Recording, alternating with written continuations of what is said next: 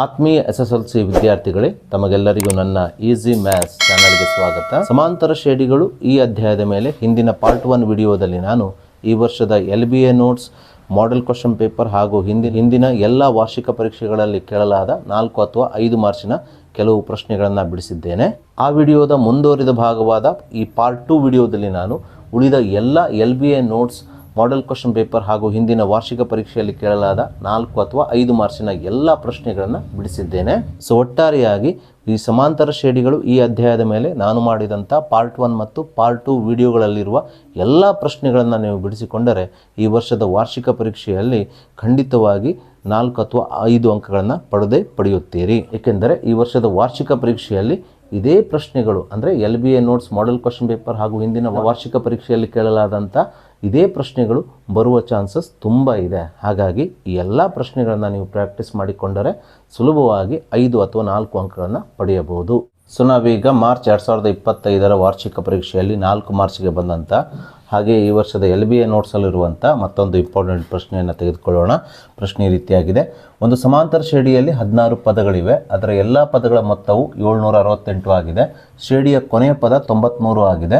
ಆ ಶ್ರೇಣಿಯನ್ನು ಕಂಡುಹಿಡಿಯಿರಿ ಹಾಗೂ ಆ ಶ್ರೇಣಿಯ ಎಲ್ಲ ಪದಗಳ ಮೊತ್ತವು ಮೊದಲ 16 ಬೆಸ ಸಂಖ್ಯೆಗಳ ಮೊತ್ತದ 3ರಷ್ಟಕ್ಕೆ ಸಮನಾಗಿರುತ್ತದೆ ಎಂದು ಸೂತ್ರ ಉಪಯೋಗಿಸಿ ತೋರಿಸಿ ಅಂತ ಹೇಳಿದ್ದಾರೆ. ಸೊ ಮೊದಲಿಗೆ ನಾವು ಪ್ರಶ್ನೆಯಲ್ಲಿ ನೀಡಿರುವ ದತ್ತಾಂಶವನ್ನು ಬರೆದುಕೊಳ್ಳೋಣ. ಸೊ ಪ್ರಶ್ನೆಯಲ್ಲಿ ನಮಗೆ ನೀಡಿರುವ ಸಮಾಂತರ ಶ್ರೇಣಿಯಲ್ಲಿ 16 ಪದಗಳಿವೆ ಅಂತ ಕೊಟ್ಟಿದ್ದಾರೆ. ಹಾಗಾಗಿ ಶ್ರೇಣಿಯಲ್ಲಿ ಪದಗಳ ಸಂಖ್ಯೆ ಅಂದರೆ n ಆಗಿರುವುದರಿಂದ ಸೊ n = 16 ಅಂತ ಬರೆದುಕೊಳ್ಳೋಣ. ಹಾಗೆ ಶ್ರೇಣಿಯ ಈ 16 ಪದಗಳ ಮೊತ್ತ ನಮಗೆ 768 ಆಗಿ ನೀಡಿರುವುದರಿಂದ ಶ್ರೇಣಿಯ 16 ಪದಗಳ ಮೊತ್ತವನ್ನು ನಾವು S16 ಸಂಕೇತಾಕ್ಷರದಿಂದ ಸೂಚಿಸುವುದರಿಂದ S16 = 768 ಅಂತ ಬರೆದುಕೊಳ್ಳೋಣ. ಹಾಗೆ ಶ್ರೇಣಿಯ ಕೊನೆಯ ಪದವನ್ನು ನಾವು AN ಸಂಕೇತಾಕ್ಷರದಿಂದ ಸೂಚಿಸುವುದರಿಂದ ಶ್ರೇಣಿಯ ಕೊನೆಯ ಪದ 93 ಆಗಿ ಕೊಟ್ಟಿರೋದ್ರಿಂದ ನಾವಿಲ್ಲಿ AN = 93 ಅಂತ ಬರೆದುಕೊಳ್ಳೋಣ. ಸೊ ಮುಂದಿನ ಹಂತದಲ್ಲಿ ಶ್ರೇಣಿಯ ಮೊದಲನೇ ಪದ ಮತ್ತು ಕೊನೆಯ ಪದವನ್ನು ಕೊಟ್ಟಾಗ ಶ್ರೇಣಿಯ ಈ ಮೊದಲ n ಪದಗಳ ಮೊತ್ತವನ್ನು ಕಂಡುಹಿಡಿಯುವ ಸೂತ್ರ Sn = n/2 × a + an. ಈ ಸೂತ್ರವನ್ನು ಬಳಸಿಕೊಂಡು ಶ್ರೇಣಿಯ ಮೊದಲನೇ ಪದ a ನ ಬೆಲೆಯನ್ನು ಕಂಡುಹಿಡಿದುಕೊಳ್ಳೋಣ.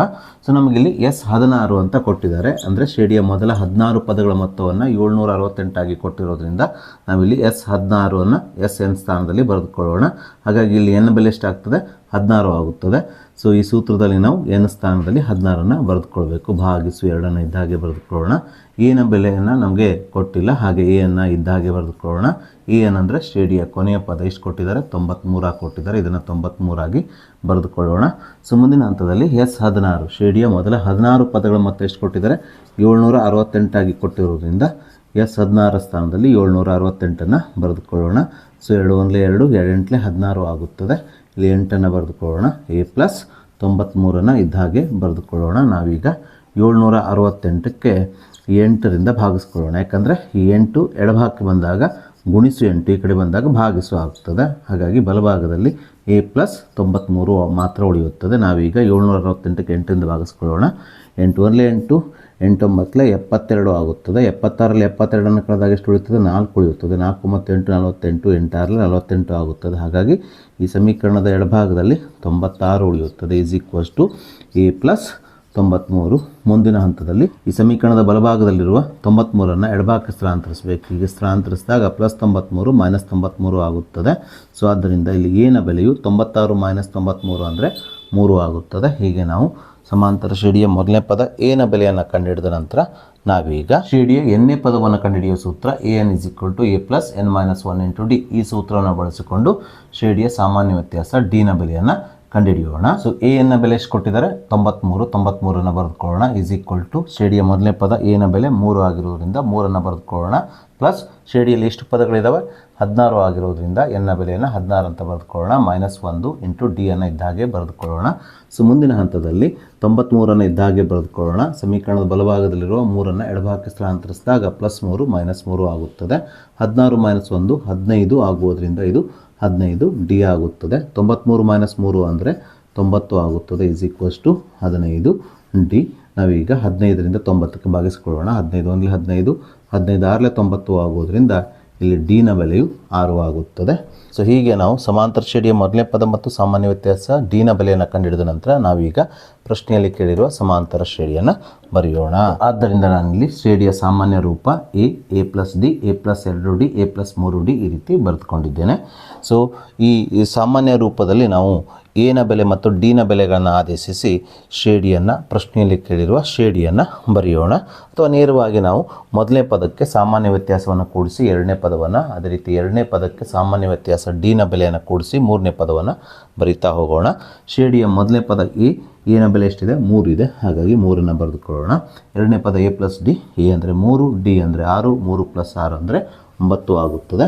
ಮೂರನೇ ಪದವನ್ನು ಬರೀಬೇಕಾದ್ರೆ ನಾವು ಎರಡನೇ ಪದ 9ಕ್ಕೆ ಎಷ್ಟನ್ನು ಕೂಡಿಸ್ಕೊಳ್ಬೇಕು? ಡಿನ ಬೆಲೆ 6ಅನ್ನು ಕೂಡಿಸ್ಕೊಳ್ಬೇಕು. 9 + 6 ಅಂದರೆ 15 ಆಗುತ್ತದೆ. ಅದೇ ರೀತಿ ನಾಲ್ಕನೇ ಪದವನ್ನು ಬರೀಬೇಕಾದ್ರೆ ಶ್ರೇಣಿಯ ಮೂರನೇ ಪದ 15ಕ್ಕೆ ಸಾಮಾನ್ಯ ವ್ಯತ್ಯಾಸ ಡಿನ ಬೆಲೆಯನ್ನು ಕೂಡಿಸ್ಕೊಳ್ಬೇಕಾಗ್ತದೆ. ಈ ರೀತಿ ನಾವು ಶ್ರೇಣಿಯನ್ನು ಬರೆದಾಗ ಪ್ರಶ್ನೆಯಲ್ಲಿ ಕೇಳಿರುವ ಸಮಾಂತರ ಶ್ರೇಣಿಯ ಪದಗಳು 3, 9, 15, 21, 27 ಈ ರೀತಿ ಆಗುತ್ತಾ ಹೋಗುತ್ತವೆ. ಇದಾದ ನಂತರ ಪ್ರಶ್ನೆಯಲ್ಲಿ ನಮಗೆ ಮತ್ತೊಂದು ಪ್ರಶ್ನೆಯನ್ನು ಅಂದರೆ ಉಪಪ್ರಶ್ನೆಯನ್ನು ಕೇಳಿದ್ದಾರೆ. ಅದೇನೆಂದರೆ ಶ್ರೇಣಿಯ ಎಲ್ಲ ಪದಗಳ ಮೊತ್ತವು ಮೊದಲ 16 ಬೆಸ ಸಂಖ್ಯೆಗಳ ಮೊತ್ತದ 3ರಷ್ಟಕ್ಕೆ ಸಮನಾಗಿರುತ್ತದೆ ಎಂದು ಸೂತ್ರ ಉಪಯೋಗಿಸಿ ತೋರಿಸಿ ಅಂತ ಹೇಳಿದ್ದಾರೆ. ಶ್ರೇಣಿಯ ಎಲ್ಲ ಪದಗಳ ಮೊತ್ತ ಅಂದರೆ ಶ್ರೇಣಿಯಲ್ಲಿ ಎಷ್ಟು ಪದಗಳಿದ್ದಾವೆ? 16 ಪದಗಳಿದ್ದಾವೆ. ಇದನ್ನು ನಾವು S16 ಅಂತ ಸೂಚಿಸ್ತೇವೆ. ಇದರ ಬೆಲೆಯನ್ನು ನಮಗೆ ಕೊಟ್ಟಿದ್ದಾರೆ 768 ಅಂತ. ಅದಕ್ಕಾಗಿ ನಾನಿಲ್ಲಿ S16 ಅಂತ ಬರೆದುಕೊಂಡಿದ್ದೇನೆ. ಇದು ಯಾವ್ದು ಸಮನಾಗಿರ್ಬೇಕಂತ ಕೊಟ್ಟಿದ್ದಾರೆ? ಮೊದಲ 16 ಬೆಸ ಸ್ವಾಭಾವಿಕ ಸಂಖ್ಯೆಗಳ ಮೊತ್ತದ 3ರಷ್ಟಕ್ಕೆ ಸಮನಾಗಿರುತ್ತದೆ ಅಂತ ತೋರಿಸ್ಬೇಕು.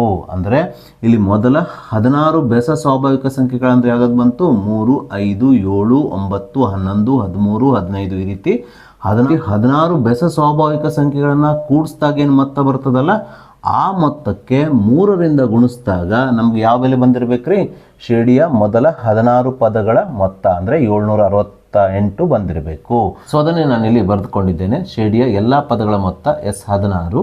ಇದು ಮೊದಲ 16 ಬೆಸ ಸ್ವಾಭಾವಿಕ ಸಂಖ್ಯೆಗಳ ಮೊತ್ತ ಅಂದರೆ 3 + 5 + 7 + 9 ಈ ರೀತಿ 16 ಬೆಸ ಸ್ವಾಭಾವಿಕ ಸಂಖ್ಯೆಗಳ ಮೊತ್ತ ಇಂಟು 3 ಅಂತ ಬರೆದುಕೊಂಡಿದ್ದೇನೆ.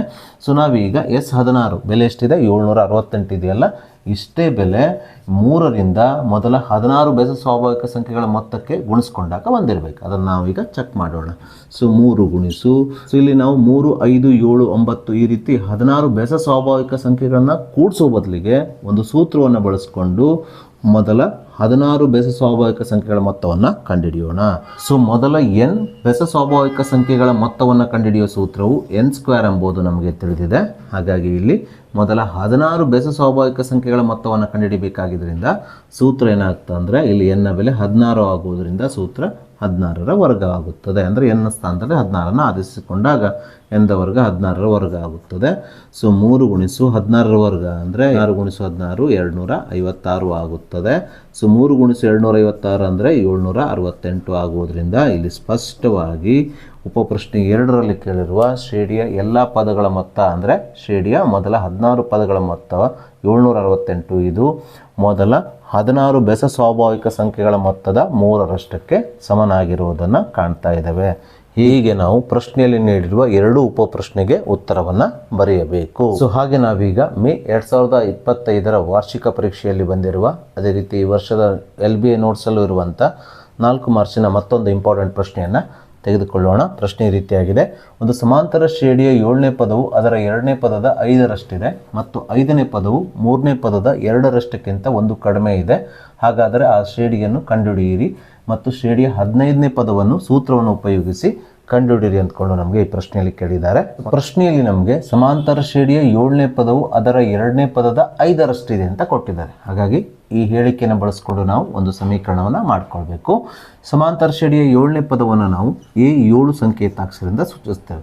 ಹಾಗೆ ಅದರ 2ನೇ ಪದವನ್ನು ನಾವು A2 ಸಂಕೇತಾಕ್ಷರದಿಂದ ಸೂಚಿಸ್ತೇವೆ. ಹೇಳಿಕೆಯಲ್ಲಿ ನಮಗೆ ಶ್ರೇಣಿಯ 7ನೇ ಪದ ಅಂದರೆ A7 ಇದು ಶ್ರೇಣಿಯ 2ನೇ ಪದ ಅಂದರೆ A2ರ 5ರಷ್ಟಿದೆ ಅಂತ ಕೊಟ್ಟಿರೋದ್ರಿಂದ ನಾವು 2ನೇ ಪದಕ್ಕೆ 5ರಿಂದ ಗುಣಿಸ್ಕೊಳ್ಬೇಕು. ಹೀಗೆ ಗುಣಿಸಿಕೊಂಡಾಗ ಶ್ರೇಣಿಯ 7ನೇ ಪದ A7 = 5 ಗುಣಿಸು ಶ್ರೇಣಿಯ 2ನೇ ಪದ A2 ಆಗುತ್ತದೆ. ಸೊ ಮುಂದಿನ ಹಂತದಲ್ಲಿ A7ಅನ್ನು ನಾವು A + 7 - 1 6D ಆಗಿ ಬರೆದುಕೊಳ್ಳೋಣ = 5 ಗುಣಿಸು A2ಅನ್ನು ನಾವು A + 2 - 1 1D ಆಗಿ ಬರೆದುಕೊಳ್ಳೋಣ.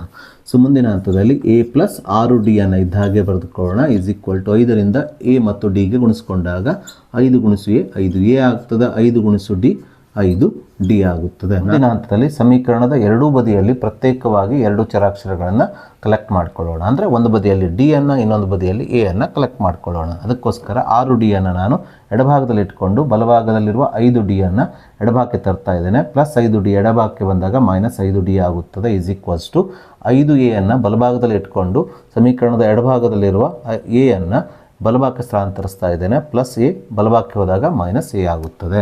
6d ಮೈನಸ್ 5d ಅಂದರೆ 1d ಆಗುತ್ತದೆ. Is equal to 5a minus a ಅಂದರೆ 4a ಆಗುತ್ತದೆ. ಸೊ ಆದ್ದರಿಂದ ಇಲ್ಲಿ D is equal to 4a ಆಗುತ್ತದೆ. ಮುಂದಿನ ಹಂತದಲ್ಲಿ ಇದೇ ಪ್ರಶ್ನೆಯಲ್ಲಿ ನೀಡಿರುವ ಮತ್ತೊಂದು ಹೇಳಿಕೆ, ಶ್ರೇಣಿಯ 5ನೇ ಪದವು 3ನೇ ಪದದ 2ರಷ್ಟಕ್ಕಿಂತ 1 ಕಡಿಮೆ ಇದೆ. ಈ ಹೇಳಿಕೆಯನ್ನು ಬಳಸಿಕೊಂಡು ಇದೇ ರೀತಿಯ ಮತ್ತೊಂದು ಸಮೀಕರಣವನ್ನು ಮಾಡಿಕೊಳ್ಬೇಕು.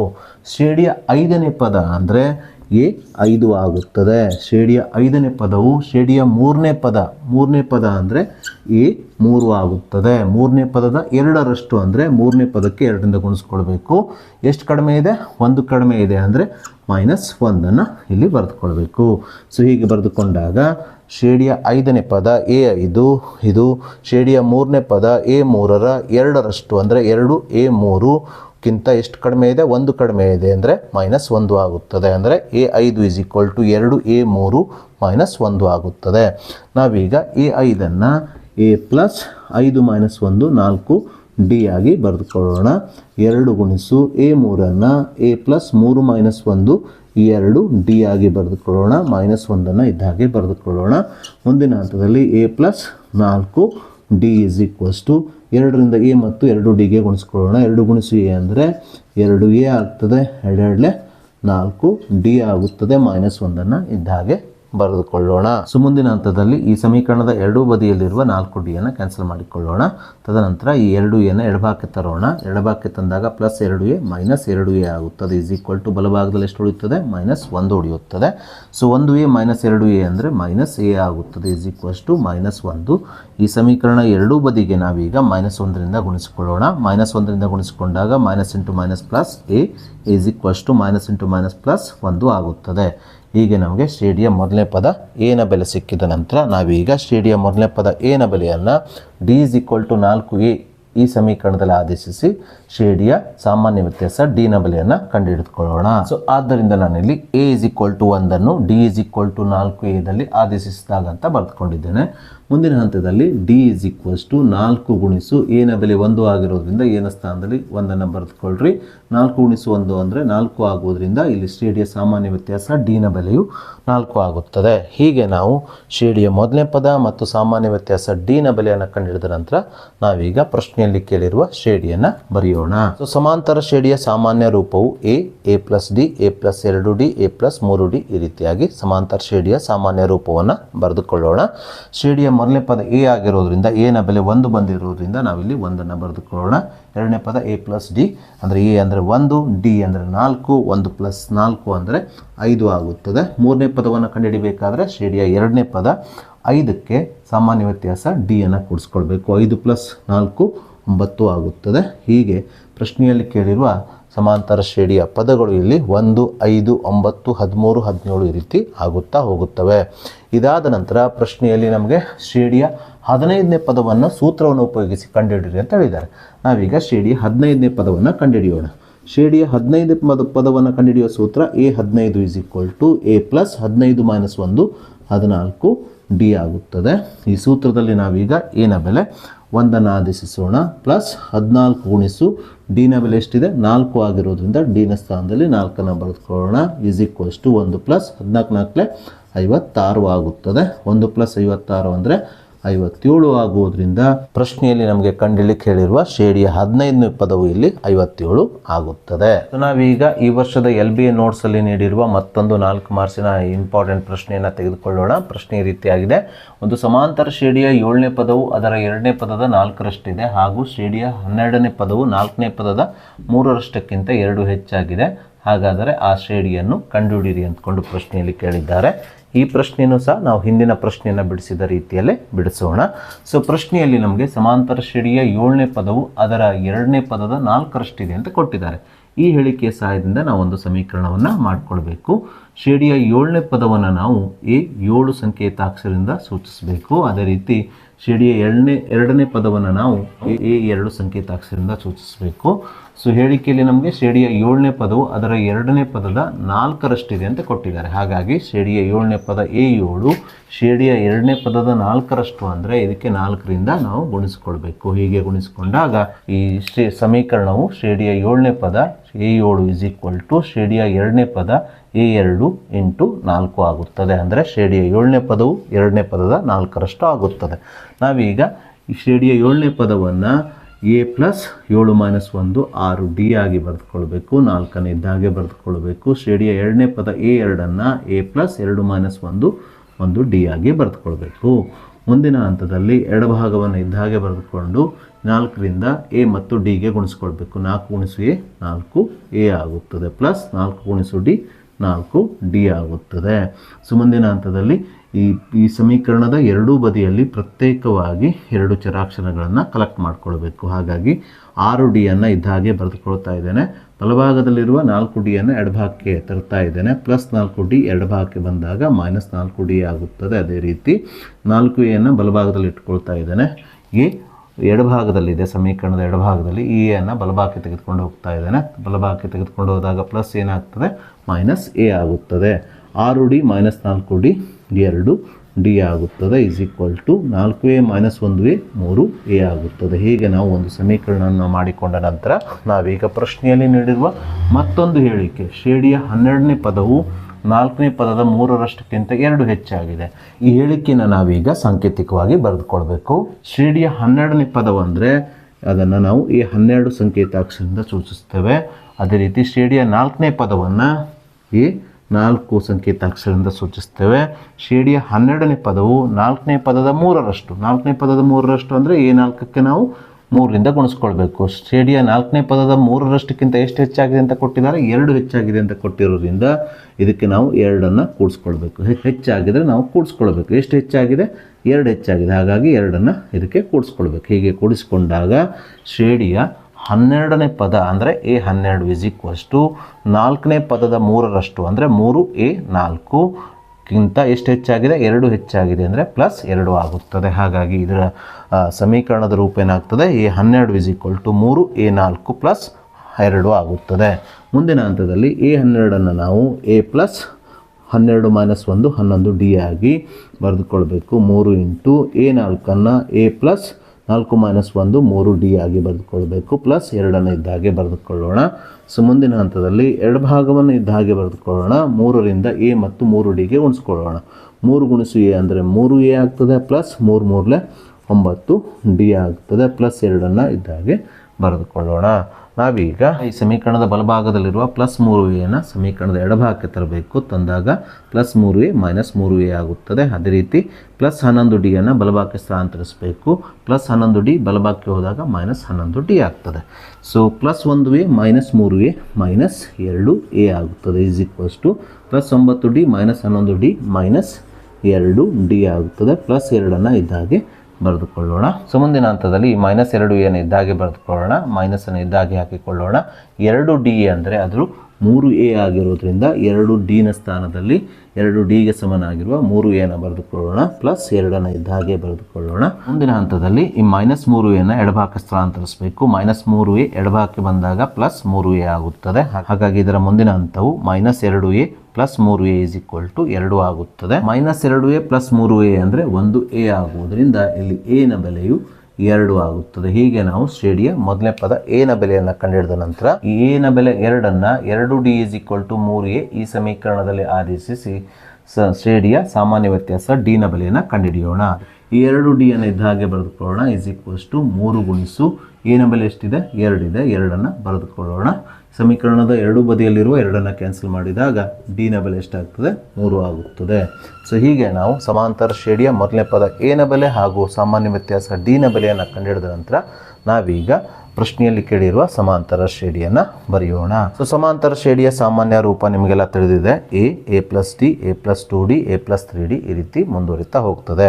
ಸೊ ಶ್ರೇಣಿಯ ಮೊದಲನೇ ಪದ ಎ ಆಗಿರೋದ್ರಿಂದ ಶ್ರೇಣಿಯ ಮೊದಲನೇ ಪದದ ಬೆಲೆ ಎಷ್ಟು ಬಂದಿದೆ? 2 ಬಂದಿರೋದ್ರಿಂದ 2ಅನ್ನು ಬರೆದುಕೊಳ್ಳೋಣ. ಶ್ರೇಣಿಯ ಎರಡನೇ ಪದ A plus D, A 2, D 3, 2 plus 3 ಅಂದರೆ 5 ಆಗುತ್ತದೆ. ಹಾಗೆ ಶ್ರೇಣಿಯ ಮೂರನೇ ಪದವನ್ನು ಬರೀಬೇಕಾದ್ರೆ ಶ್ರೇಣಿಯ ಎರಡನೇ ಪದ 5ಕ್ಕೆ ಸಾಮಾನ್ಯ ವ್ಯತ್ಯಾಸ ಡಿನ ಬೆಲೆಯನ್ನು ಕೂಡಿಸ್ಕೊಳ್ಬೇಕು. 5 ಪ್ಲಸ್ 3 ಅಂದರೆ 8 ಆಗುತ್ತದೆ. ಆದ್ದರಿಂದ ಪ್ರಶ್ನೆಯಲ್ಲಿ ಕೇಳಿರುವ ಸಮಾಂತರ ಶ್ರೇಣಿಯು ಅಥವಾ ಸಮಾಂತರ ಶ್ರೇಣಿಯ ಪದಗಳು ಇಲ್ಲಿ 2, 5, 8, 11, 14 ಈ ರೀತಿ ಆಗುತ್ತಾ ಹೋಗುತ್ತದೆ. ಸೊ ಹಾಗೆ ನಾವೀಗ ಏಪ್ರಿಲ್ 2020 ವಾರ್ಷಿಕ ಪರೀಕ್ಷೆಯಲ್ಲಿ 4 ಮಾರ್ಕ್ಸ್ಗೆ ಕೇಳಿರುವ ಅದೇ ರೀತಿ ಈ ವರ್ಷದ LBA ನೋಟ್ಸಲ್ಲೂ ಇರುವಂಥ ಒಂದು ಇಂಪಾರ್ಟೆಂಟ್ ಪ್ರಶ್ನೆಯನ್ನು ತೆಗೆದುಕೊಳ್ಳೋಣ. ಪ್ರಶ್ನೆ ಈ ರೀತಿಯಾಗಿದೆ. ಒಂದು ಸಮಾಂತರ ಶ್ರೇಣಿಯಲ್ಲಿ 5 ಪದಗಳಿದ್ದು ಅವುಗಳ ಮೊತ್ತ 55 ಮತ್ತು ಶ್ರೇಣಿಯ 4ನೇ ಪದವು ಮೊದಲೆರಡು ಪದಗಳ ಮೊತ್ತಕ್ಕಿಂತ 5 ಹೆಚ್ಚಾಗಿದೆ. ಸಮಾಂತರ ಶ್ರೇಣಿಯ ಪದಗಳನ್ನು ಕಂಡುಹಿಡಿಯಿರಿ ಅಂತ ಪ್ರಶ್ನೆಯಲ್ಲಿ ಕೇಳಿದ್ದಾರೆ. ಈ ಸಮಾಂತರ ಶ್ರೇಣಿಯ ಪದಗಳನ್ನು ನಾವು ಕಂಡುಹಿಡಿಯಬೇಕಾದ್ರೆ ನಮಗೆ ಬೇಕಾಗಿದ್ದು ಸಮಾಂತರ ಶ್ರೇಣಿಯ ಮೊದಲನೇ ಪದ ಎ ಹಾಗೂ ಸಾಮಾನ್ಯ ವ್ಯತ್ಯಾಸ ಡಿನ ಬೆಲೆಗಳು. ಹಾಗಾಗಿ ನಾವು ಕೊಟ್ಟಿರುವ ದತ್ತಾಂಶದ ಸಹಾಯದಿಂದ ಎ ಮತ್ತು ಡಿ ಬೆಲೆಗಳನ್ನು ಕಂಡುಹಿಡಿದು ತದನಂತರ ಸಮಾಂತರ ಶ್ರೇಣಿಯ ಪದಗಳನ್ನು ಬರೆಯೋಣ. ಪ್ರಶ್ನೆಯಲ್ಲಿ ನಮಗೆ ಸಮಾಂತರ ಶ್ರೇಣಿಯಲ್ಲಿ 5 ಪದಗಳಿವೆ ಅಂತ ಕೊಟ್ಟಿರೋದ್ರಿಂದ ಶ್ರೇಣಿಯಲ್ಲಿರುವಂಥ ಪದಗಳ ಸಂಖ್ಯೆಯನ್ನು ನಾವು n ಸಂಕೇತಾಕ್ಷರದಿಂದ ಸೂಚಿಸುವುದರಿಂದ n = 5 ಆಗುತ್ತದೆ. ಹಾಗೆ ಶ್ರೇಣಿಯಲ್ಲಿರುವ 5 ಪದಗಳ ಮೊತ್ತವನ್ನು 55 ಆಗಿ ಕೊಟ್ಟಿರೋದ್ರಿಂದ ಶ್ರೇಣಿಯ ಮೊದಲ 5 ಪದಗಳ ಮೊತ್ತವನ್ನು ನಾವು S5 ಸಂಕೇತಾಕ್ಷರದಿಂದ ಸೂಚಿಸುವುದರಿಂದ ಇಲ್ಲಿ S5 = 55 ಆಗುತ್ತದೆ. ಸೊ ನಾವೀಗ ಶ್ರೇಣಿಯ ಮೊದಲ n ಪದಗಳ ಮೊತ್ತವನ್ನು ಕಂಡುಹಿಡಿಯುವ ಸೂತ್ರ Sn = n/2 × 2a + n - 1 × d ಈ ಸೂತ್ರವನ್ನು ಬಳಸಿಕೊಂಡು ಒಂದು ಸಮೀಕರಣವನ್ನು ಮಾಡಿಕೊಳ್ಳೋಣ. ಸೊ ನಾವು Sn ಸ್ಥಾನದಲ್ಲಿ S5 ಬರೆದುಕೊಳ್ಳೋಣ. ಅಂದರೆ ಇಲ್ಲಿ n ಬೆಲೆ ಎಷ್ಟಿದೆ? 5 ಇದೆ. ಹಾಗಾಗಿ n ಸ್ಥಾನದಲ್ಲಿ 5 ಅಂತ ಬರೆದುಕೊಳ್ಳೋಣ. ಇಲ್ಲಿ n ಸ್ಥಾನದಲ್ಲಿ 5 ಬರೆದುಕೊಳ್ಳೋಣ /2 ಇಂಟು 2a ಇದ್ದ ಹಾಗೆ ಬರೆದುಕೊಳ್ಳೋಣ ಪ್ಲಸ್ n ಸ್ಥಾನದಲ್ಲಿ 5 ಬರೆದುಕೊಳ್ಳೋಣ -1 ಇಂಟು d ಇದ್ದ ಹಾಗೆ ಬರೆದುಕೊಳ್ಳೋಣ. ಮುಂದಿನ ಹಂತದಲ್ಲಿ S5 ಶ್ರೇಣಿಯ ಮೊದಲ 5 ಪದಗಳ ಮೊತ್ತ ಎಷ್ಟು ಕೊಟ್ಟಿದ್ದಾರೆ? 55 ಕೊಟ್ಟಿರೋದ್ರಿಂದ ನಾವಿಲ್ಲಿ 55 ಬರೆದುಕೊಳ್ಳೋಣ = 5/2 ಇಂಟು 2a ಪ್ಲಸ್ 5 - 1 ಅಂದರೆ 4 ಆಗುತ್ತದೆ. 4d ಬರೆದುಕೊಳ್ಳೋಣ. ಸೊ ಮುಂದಿನ ಹಂತದಲ್ಲಿ 55 ಇದ್ದಾಗೆ ಬರೆದುಕೊಳ್ಳೋಣ = 5/2 ಇದ್ದಾಗೆ ಬರೆದುಕೊಳ್ಳೋಣ. ಈ ಎರಡೂ ಪದಗಳಲ್ಲಿ ಸಾಮಾನ್ಯವಾಗಿರುವ 2 ಸಾಮಾನ್ಯ ತೆಗೆದಾಗ 2 ಇಂಟು ಮೊದಲನೇ ಪದದಲ್ಲಿ 2 ಉಳಿಯುತ್ತದೆ ಪ್ಲಸ್ 2 4 ಆಗುವುದರಿಂದ ಎರಡನೇ ಪದದಲ್ಲಿ 2d ಉಳಿಯುತ್ತದೆ. ನಾವೀಗ ಈ 2 ಮತ್ತು 2 ಕ್ಯಾನ್ಸಲ್ ಮಾಡಿಕೊಳ್ಳೋಣ. ಹಾಗೆ 5 ಎಡಭಾಗಕ್ಕೆ ಸ್ಥಳಾಂತರಿಸಿದಾಗ -5 ಎಡಭಾಗಕ್ಕೆ ಬಂದಾಗ /5 ಆಗುತ್ತದೆ = ಬಲಭಾಗದಲ್ಲಿ a ಪ್ಲಸ್ 2d ಮಾತ್ರ ಉಳಿಯುತ್ತದೆ. 5 1 5 5 1 5 5 1 5 ಆಗುವುದರಿಂದ ಇದರ ಮುಂದಿನ ಹಂತವು a ಪ್ಲಸ್ 2d = 11 ಆಗುತ್ತದೆ. ನಾವೀಗ ಈ ಸಮೀಕರಣ 1 ಆಗಿ ತೆಗೆದುಕೊಳ್ಳೋಣ. ಹೀಗೆ ನಾವು ನೀಡಿರುವ ಮೊದಲನೇ ಹೇಳಿಕೆಯ ಸಹಾಯದಿಂದ ಒಂದು ಸಮೀಕರಣವನ್ನು ಮಾಡಿಕೊಂಡ ನಂತರ ನಾವೀಗ ಪ್ರಶ್ನೆಯಲ್ಲಿ ನೀಡಿರುವ ಮತ್ತೊಂದು ಹೇಳಿಕೆಯ ಸಹಾಯದಿಂದ ಇದೇ ರೀತಿಯ ಮತ್ತೊಂದು ಸಮೀಕರಣವನ್ನು ಮಾಡಿಕೊಳ್ಳೋಣ. ಸೊ ಎರಡನೇ ಹೇಳಿಕೆಯಲ್ಲಿ ನಮಗೆ ಶ್ರೇಣಿಯ 4ನೇ ಪದವು ಅಂದರೆ ಶ್ರೇಣಿಯ 4ನೇ ಪದ ಅಂದರೆ ಏನು? A4. ಶ್ರೇಣಿಯ 4ನೇ ಪದವು ಮೊದಲೆರಡು ಪದಗಳ ಮೊತ್ತಕ್ಕಿಂತ ಅಂದರೆ ಮೊದಲೆರಡು ಪದಗಳಂದರೆ A1 ಮತ್ತು A2 ಈ ಪದಗಳ ಮೊತ್ತ ಅಂದರೆ ಇವುಗಳನ್ನು ಕೂಡಿಸ್ಕೊಳ್ಬೇಕು. ಎಷ್ಟು ಹೆಚ್ಚಾಗಿದೆ? 5 ಹೆಚ್ಚಾಗಿದೆ ಅಂದರೆ ಪ್ಲಸ್ 5 ಬರೆದುಕೊಳ್ಬೇಕು. ಹೀಗೆ ಬರೆದುಕೊಂಡಾಗ ಈ ಹೇಳಿಕೆಯ ಸಾಂಕೇತಿಕ ರೂಪವು ಶ್ರೇಣಿಯ 4ನೇ ಪದ A4 = ಮೊದಲೆರಡು ಪದಗಳು ಅಂದರೆ A1 ಮತ್ತು A2 ಪದಗಳ ಮೊತ್ತ ಅಂದರೆ A1 ಪ್ಲಸ್ A2 ಕಿಂತ ಎಷ್ಟು ಹೆಚ್ಚಾಗಿದೆ? 5 ಹೆಚ್ಚಾಗಿದೆ ಅಂದರೆ ಪ್ಲಸ್ 5 ಆಗುತ್ತದೆ. ಅಂದರೆ A4 = A1 plus A2 plus 5 ಆಗುತ್ತದೆ.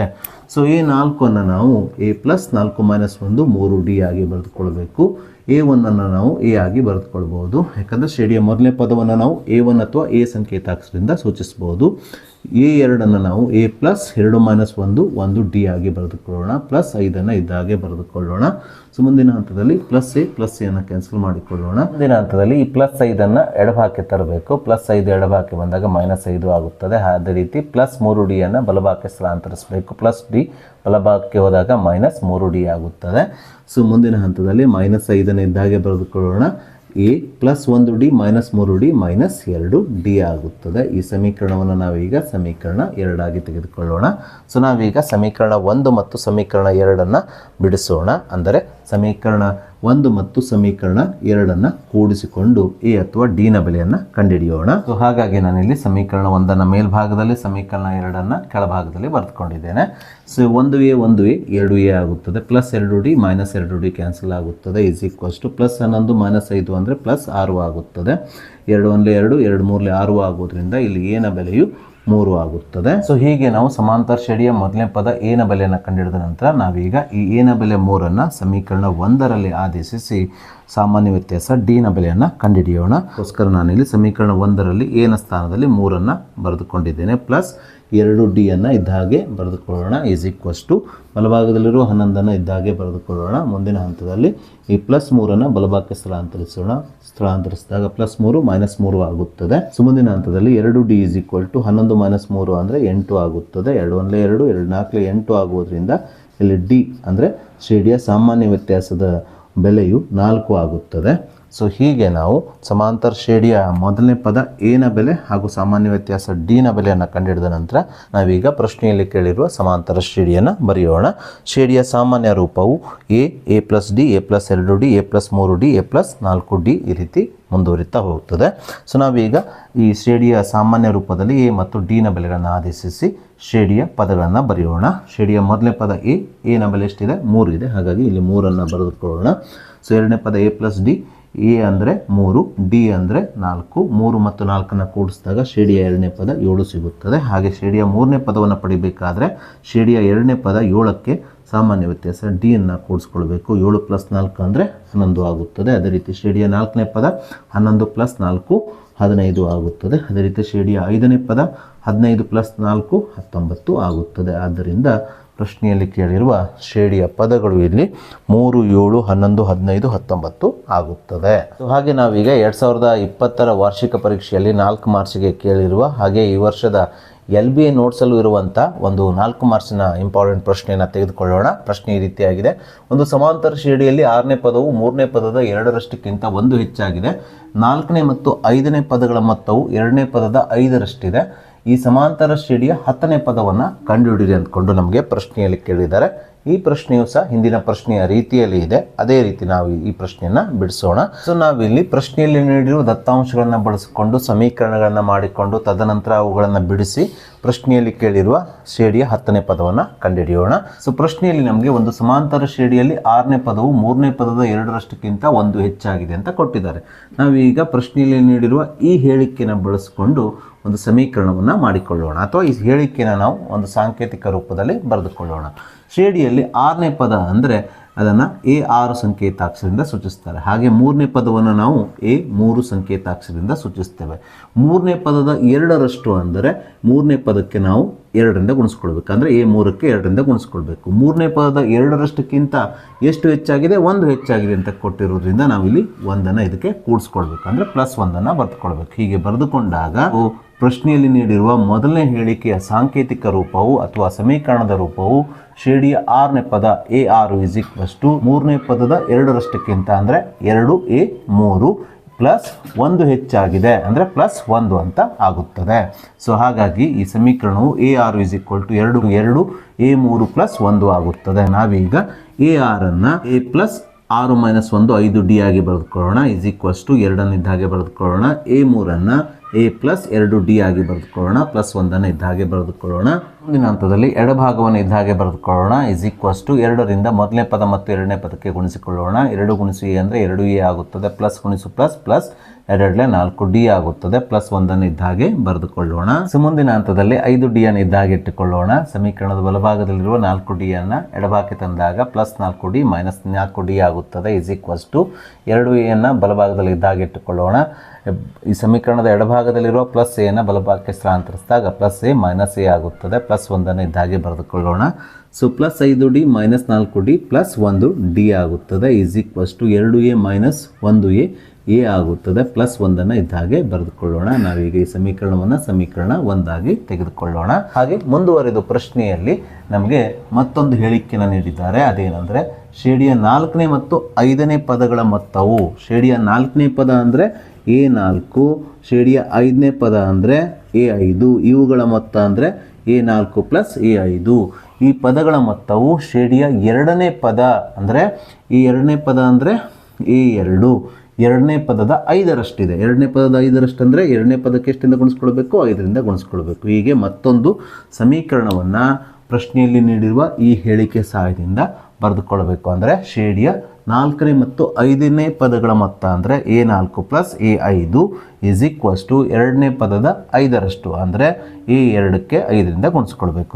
ಹೀಗೆ ಬರೆದುಕೊಂಡಾಗ ಈ ಸಮೀಕರಣವು A4 ಪ್ಲಸ್ A5 5 A2 ಆಗುತ್ತದೆ. ನಾವೀಗ ಶ್ರೇಣಿಯ 4ನೇ ಪದವನ್ನು A plus 4 minus 1 3D plus 5ನೇ ಪದವನ್ನು A ಪ್ಲಸ್ 5 ಮೈನಸ್ 1 4D ಆಗಿ ಬರೆದುಕೊಳ್ಳೋಣ. 5 ಇದ್ದಾಗೆ ಬರೆದುಕೊಳ್ಳೋಣ. ಶ್ರೇಣಿಯ 2ನೇ ಪದವನ್ನು ನಾವು A ಪ್ಲಸ್ 2 ಮೈನಸ್ 1 1D ಆಗಿ ಬರೆದುಕೊಳ್ಳೋಣ. ಮುಂದಿನ ಹಂತದಲ್ಲಿ 1A 2A ಆಗುತ್ತದೆ. 3D ಪ್ಲಸ್ 4D 7D ಆಗುತ್ತದೆ. 5ರಿಂದ A ಮತ್ತು Dಗೆ ಗುಣಿಸಿಕೊಳ್ಳೋಣ. 5 ಗುಣಿಸು A ಅಂದರೆ 5A ಆಗುತ್ತದೆ. 5 ಗುಣಿಸು D ಅಂದರೆ ಪ್ಲಸ್ 5D ಆಗುತ್ತದೆ. ಮುಂದಿನ ಹಂತದಲ್ಲಿ 2A ಪ್ಲಸ್ 7D ಅನ್ನು ಇದ್ದಾಗೆ ಬರೆದುಕೊಳ್ಳೋಣ. ಈ ಸಮೀಕರಣದ ಬಲಭಾಗದಲ್ಲಿರುವ ಪ್ಲಸ್ 5A ಪ್ಲಸ್ 5D ಅನ್ನು ಎಡಭಾಗಕ್ಕೆ ಸ್ಥಳಾಂತರಿಸಬೇಕು. ಹೀಗೆ ಸ್ಥಳಾಂತರಿಸಿದಾಗ ಪ್ಲಸ್ 5A ಮೈನಸ್ 5A ಆಗುತ್ತದೆ. ಪ್ಲಸ್ 5D ಮೈನಸ್ 5D ಆಗುತ್ತದೆ. ಬಲಭಾಗವು 0 ಆಗುತ್ತದೆ. Plus 2A minus 5A minus 3A ಆಗುತ್ತದೆ. Plus 7D minus 5D plus 2D ಆಗುತ್ತದೆ. 0. ನಾವೀಗ ಈ ಸಮೀಕರಣದಲ್ಲಿ D ನ ಸ್ಥಾನದಲ್ಲಿ D A ಪ್ಲಸ್ 1 ಆದೇಶಿಸೋಣ. ಹೀಗೆ ನಾವು ಈ ಸಮೀಕರಣದಲ್ಲಿರುವಂಥ D ನ ಸ್ಥಾನದಲ್ಲಿ D ನ ಬೆಲೆ A ಪ್ಲಸ್ 1 ಆದೇಶಿಸಿದಾಗ ಈ ಸಮೀಕರಣದ ಮುಂದಿನ ಹಂತವು ಮೈನಸ್ 3A ಪ್ಲಸ್ 2 ಗುಣಿಸು D ನ ಬೆಲೆ A ಪ್ಲಸ್ 1 0 ಆಗುತ್ತದೆ. ನಾವೀಗ ಇದನ್ನು ಸಂಕ್ಷೇಪಿಸೋಣ. ಮೈನಸ್ 3A ಅನ್ನು ಇದ್ದಾಗೆ ಬರೆದುಕೊಳ್ಳೋಣ. ಪ್ಲಸ್ 2ರಿಂದ A ಮತ್ತೆ ಪ್ಲಸ್ 1ಗೆ ಗುಣಿಸ್ಕೊಳ್ಳೋಣ. 2 ಗುಣಿಸು A ಅಂದರೆ 2A ಆಗುತ್ತದೆ. ಪ್ಲಸ್ ಗುಣಿಸು ಪ್ಲಸ್ ಪ್ಲಸ್ 2 2 ಆಗುತ್ತದೆ. 0. Minus 3A plus 2A minus 1A ಆಗುತ್ತದೆ. ಹಾಗೆ ಈ ಪ್ಲಸ್ 2 ಬಲಭಾಗಕ್ಕೆ ಸ್ಥಳಾಂತರಿಸಿದಾಗ ಪ್ಲಸ್ 2 ಮೈನಸ್ 2 ಆಗುತ್ತದೆ.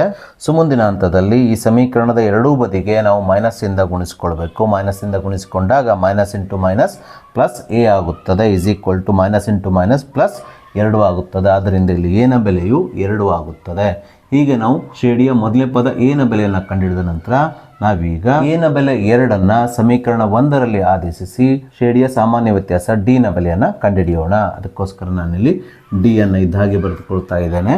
A ನ ಸ್ಥಾನದಲ್ಲಿ A ನ ಬೆಲೆ 2 ಆದೇಶಿಸ್ತಾ ಇದ್ದೇನೆ. ಪ್ಲಸ್ 1 ಇದ್ದ ಹಾಗೆ ಬರೆದುಕೊಳ್ತಾ ಇದ್ದೇನೆ. ಹೀಗೆ ಬರೆದುಕೊಂಡಾಗ D A ಅಂದರೆ 2 ಪ್ಲಸ್ 1 ಆಗುತ್ತದೆ. ಆದ್ದರಿಂದ ಇಲ್ಲಿ D ನ ಬೆಲೆಯು 2 ಪ್ಲಸ್ 1 3 ಆಗುತ್ತದೆ. ಹೀಗೆ ನಾವು ಶ್ರೇಣಿಯ ಮೊದಲನೇ ಪದ A ಹಾಗೂ ಸಾಮಾನ್ಯ ವ್ಯತ್ಯಾಸ D ನ ಬೆಲೆಯನ್ನು ಕಂಡುಹಿಡಿದ ನಂತರ ನಾವು ಪ್ರಶ್ನೆಯಲ್ಲಿ ಕೇಳಿರುವ ಶ್ರೇಣಿಯ 10ನೇ ಪದವನ್ನು ಕಂಡುಹಿಡಿಯೋಣ. ಶ್ರೇಣಿಯ 10ನೇ ಪದವನ್ನು ಕಂಡುಹಿಡಿಯುವ ಸೂತ್ರ A10 A plus 10 minus 1 9D ಆಗುತ್ತದೆ. ಈ ಸೂತ್ರದಲ್ಲಿ ನಾವೀಗ A ನ ಬೆಲೆ 2 D ನ ಬೆಲೆ 3 ಆದೇಶಿಸಿದಾಗ ಇದರ ಮುಂದಿನ ಹಂತವು 2 ಪ್ಲಸ್ 9 ಗುಣಿಸು 3 ಆಗುತ್ತದೆ. 2 ಇದ್ದಾಗೆ ಬರೆದುಕೊಳ್ಳೋಣ. 9 27 ಆಗುತ್ತದೆ. 27 ಪ್ಲಸ್ 2 29 ಆಗುವುದರಿಂದ ಪ್ರಶ್ನೆಯಲ್ಲಿ ಕೇಳಿರುವ ಶ್ರೇಣಿಯ 10ನೇ ಪದವು ಇಲ್ಲಿ 29 ಆಗುತ್ತದೆ. ನಾವೀಗ LBA ನೋಟ್ಸಲ್ಲಿರುವ 5 ಮಾರ್ಕ್ಸಿನ ಪ್ರಶ್ನೆಯನ್ನು ತೆಗೆದುಕೊಳ್ಳೋಣ. ಪ್ರಶ್ನೆ ಈ ರೀತಿಯಾಗಿದೆ. ಒಂದು ಸಮಾಂತರ ಶ್ರೇಣಿಯ ಮೊದಲ n ಪದಗಳವರೆಗಿನ ಮೊತ್ತ 5n ಮೈನಸ್ n² ಆದರೆ ಸಮಾಂತರ ಶ್ರೇಣಿಯನ್ನು ಬರೆಯಿರಿ ಹಾಗೂ ಶ್ರೇಣಿಯ 21ನೇ ಪದವನ್ನು ಮತ್ತು ಮೊದಲ 21 ಪದಗಳ ಮೊತ್ತವನ್ನು ಕಂಡುಹಿಡಿಯಿರಿ ಅಂದ್ಕೊಂಡು ಪ್ರಶ್ನೆಯಲ್ಲಿ ಕೇಳಿದ್ದಾರೆ. ಪ್ರಶ್ನೆಯಲ್ಲಿ ನಮಗೆ ಸಮಾಂತರ ಶ್ರೇಣಿಯ ಮೊದಲ n ಪದಗಳವರೆಗಿನ ಮೊತ್ತವನ್ನು 5n ಮೈನಸ್ n ದ ವರ್ಗದ ರೂಪದಲ್ಲಿ ಕೊಟ್ಟಿದ್ದಾರೆ. ಶ್ರೇಣಿಯ ಮೊದಲ n ಪದಗಳ ಮೊತ್ತವನ್ನು ನಾವು SN ಸಂಕೇತಾಕ್ಷರದಿಂದ ಸೂಚಿಸುವುದರಿಂದ ಇಲ್ಲಿ ನಮಗೆ ನೀಡಿದ್ದು SN ನ ಬೆಲೆಯಾಗಿದೆ. ಹಾಗಾಗಿ ನಾವಿಲ್ಲಿ SN ಅಂದರೆ ಶ್ರೇಣಿಯ ಮೊದಲ n ಪದಗಳವರೆಗಿನ ಮೊತ್ತ SN 5n minus n the ವರ್ಗ ಅಂತ ಬರೆದುಕೊಳ್ಳೋಣ. ನಾವೀಗ ಈ ಸೂತ್ರದ ಸಹಾಯದಿಂದ ಸಮಾಂತರ ಶ್ರೇಣಿಯ ಒಂದೊಂದೇ ಪದಗಳನ್ನು ಕಂಡುಹಿಡಿದು ತದನಂತರ ಶ್ರೇಣಿಯ 21ನೇ ಪದವನ್ನು ಕಂಡುಹಿಡಿಯೋಣ. ತದನಂತರ ಶ್ರೇಣಿಯ ಮೊದಲ 21 ಪದಗಳ ಮೊತ್ತವನ್ನು ಇದೇ ಸೂತ್ರದ ಸಹಾಯದಿಂದ ಕಂಡುಹಿಡಿಯೋಣ. ವಿದ್ಯಾರ್ಥಿಗಳೇ, ನಿಮಗೆಲ್ಲ ತಿಳಿದ ಹಾಗೆ ಶ್ರೇಣಿಯ ಮೊದಲನೇ ಪದವನ್ನು ನಾವು A ಸಂಕೇತಾಕ್ಷರದಿಂದ ಸೂಚಿಸುತ್ತೇವೆ, ಜೊತೆಗೆ S1 ಸಂಕೇತಾಕ್ಷರದಿಂದಲೂ ಸೂಚಿಸುತ್ತೇವೆ. ಹಾಗಾಗಿ ನಾನಿಲ್ಲಿ ಈ SN ಸೂತ್ರದಲ್ಲಿ n ಸ್ಥಾನದಲ್ಲಿ 1 ಆದೇಶಿಸಿ ಶ್ರೇಣಿಯ ಮೊದಲನೇ ಪದವನ್ನು ಕಂಡುಹಿಡಲಿಕ್ಕೆ ಹೋಗ್ತಾ ಇದ್ದೇನೆ. n ಸ್ಥಾನದಲ್ಲಿ 1 ಆದೇಶಿಸಿದಾಗ SN ಏನಾಗ್ತದೆ, S1 ಆಗುತ್ತದೆ. ಇಲ್ಲೂ ಸಹ ನಾವು n ಸ್ಥಾನದಲ್ಲಿ 1 ಬರೆದುಕೊಳ್ಬೇಕು. ಮೈನಸ್ n ದ ವರ್ಗದಲ್ಲಿ n ನ ಬೆಲೆ 1 ಆದೇಶಿಸಿದಾಗ n ದ ವರ್ಗ 1ರ ವರ್ಗವಾಗುತ್ತದೆ. ಸೊ 5 ಗುಣಿಸು 1 5 ಆಗುತ್ತದೆ. ಮೈನಸ್ 1 ಸ್ಕ್ವೇರ್ ಅಂದರೆ 1 ಇಂಟು 1 1 ಆಗುತ್ತದೆ. 5 ಮೈನಸ್ 1 4 ಆಗುತ್ತದೆ. ಹಾಗಾಗಿ ಕೊಟ್ಟಿರುವ ಶ್ರೇಣಿಯ ಮೊದಲನೇ ಪದ ಇಲ್ಲಿ 4 ಆಗುತ್ತದೆ. ಸೊ ಇದೇ ರೀತಿ ನಾವೀಗ ಶ್ರೇಣಿಯ ಎರಡನೇ ಪದವನ್ನು ಕಂಡುಹಿಡಿಯೋಣ. ಶ್ರೇಣಿಯ ಎರಡನೇ ಪದವನ್ನು ಕಂಡುಹಿಡಿಬೇಕಾದ್ರೆ ನಾವು ಎಷ್ಟು ಬೆಲೆಯನ್ನು ಕಂಡುಹಿಡ್ಕೊಳ್ಬೇಕು ಅಂದರೆ ಶ್ರೇಣಿಯ ಮೊದಲೆರಡು ಪದಗಳ ಮೊತ್ತವನ್ನು ಕಂಡುಹಿಡ್ಕೊಳ್ಬೇಕು ಮೊದಲಿಗೆ. ಸೊ ಹಾಗಾಗಿ ನಾನಿಲ್ಲಿ ಎನ್ ಸ್ಥಾನದಲ್ಲಿ 2ಅನ್ನು ಬರೆದುಕೊಳ್ತಾ ಇದ್ದೇನೆ. ಎನ್ ಸ್ಥಾನದಲ್ಲಿ 2 ಹಾಕಿದಾಗ ಎಷ್ಟು ಸಿಗುತ್ತದೆ. ಸೊ 5 ಗುಣಿಸು ಎನ್ನ ಬೆಲೆ 2 ಮೈನಸ್ ಎನ್ ಸ್ಥಾನದಲ್ಲಿ 2ಅನ್ನು ಆದೇಶಿಸಿದಾಗ ಎನ್ ಸ್ಕ್ವೇರ್ ಏನಾಗ್ತದೆ 2 ಸ್ಕ್ವೇರ್ ಆಗುತ್ತದೆ. 5 2 10 2 ಸ್ಕ್ವೇರ್ ಅಂದರೆ 2 ಇಂಟು 2 4 ಆಗುತ್ತದೆ. 10 ಮೈನಸ್ 4 ಅಂದರೆ 6 ಆಗುತ್ತದೆ. ಆದರೆ ನಾವು ಶ್ರೇಣಿಯ ಎರಡನೇ ಪದವನ್ನು ಕಂಡುಹಿಡಿಬೇಕಾದ್ರೆ ಶ್ರೇಣಿಯ ಮೊದಲೆರಡು ಪದಗಳ ಮೊತ್ತ ಅಂದರೆ S2 ಅಲ್ಲಿ ಶ್ರೇಣಿಯ ಮೊದಲನೇ ಪದವನ್ನು ಕಳೆಯಬೇಕಾಗ್ತದೆ. ಹಾಗಾಗಿ ನಾನಿಲ್ಲಿ ಶ್ರೇಣಿಯ ಎರಡನೇ ಪದ A2 = S2 ಮೈನಸ್ S1 ಅಂತ ಬರೆದುಕೊಂಡಿದ್ದೇನೆ. ಶ್ರೇಣಿಯ ಮೊದಲೆರಡು ಪದಗಳ ಮೊತ್ತ ಎಷ್ಟು ಬಂದಿದೆ 6 ಬಂದಿದೆ. ಮೈನಸ್ ಶ್ರೇಣಿಯ ಮೊದಲನೇ ಪದ ಎಷ್ಟು ಬಂದಿದೆ 4 ಬಂದಿರೋದ್ರಿಂದ ಇಲ್ಲಿ 4ಅನ್ನು ಆದೇಶಿಸ್ಕೊಳ್ತಾ ಇದ್ದೇನೆ. 6 ಮೈನಸ್ 4 ಅಂದರೆ 2 ಆಗುತ್ತದೆ. ಆದ್ದರಿಂದ ಇಲ್ಲಿ ಶ್ರೇಣಿಯ ಎರಡನೇ ಪದ ಏನಾಗಿದೆ 2 ಆಗಿದೆ. ಇದೇ ರೀತಿ ನಾವೀಗ ಶ್ರೇಣಿಯ ಮೂರನೇ ಪದ ಅಂದರೆ A3ಯ ಬೆಲೆಯನ್ನು ಕಂಡುಹಿಡಿಯೋಣ. ಶ್ರೇಣಿಯ ಮೂರನೇ ಪದ A3ಯ ಬೆಲೆಯನ್ನು ಕಂಡುಹಿಡಿಬೇಕಾದ್ರೆ ನಮಗೆ S3ಯ ಬೆಲೆಯ ಅಗತ್ಯ ಇದೆ. ಹಾಗಾಗಿ ಈ ಸೂತ್ರದಲ್ಲಿ ಎನ್ ಸ್ಥಾನದಲ್ಲಿ 3ಅನ್ನು ಬರೆದುಕೊಂಡಿದ್ದೇನೆ. ಸೊ 5 ಗುಣಿಸು ಎನ್ ಸ್ಥಾನದಲ್ಲಿ 3ಅನ್ನು ಹಾಕ್ಕೊಳ್ಬೇಕು. ಮೈನಸ್ ಎನ್ ಸ್ಕ್ವೇರ್ ಸ್ಥಾನದಲ್ಲಿ ಎನ್ನ ಸ್ಥಾನದಲ್ಲಿ ನಾವು 3ಅನ್ನು ಆದೇಶಿಸಿಕೊಂಡಾಗ ಎನ್ ಸ್ಕ್ವೇರ್ ಏನಾಗ್ತದೆ 3 ಸ್ಕ್ವೇರ್ ಆಗುತ್ತದೆ. = 5 into 3 is 15. 3 square is 3 into 3 9 ಆಗುತ್ತದೆ.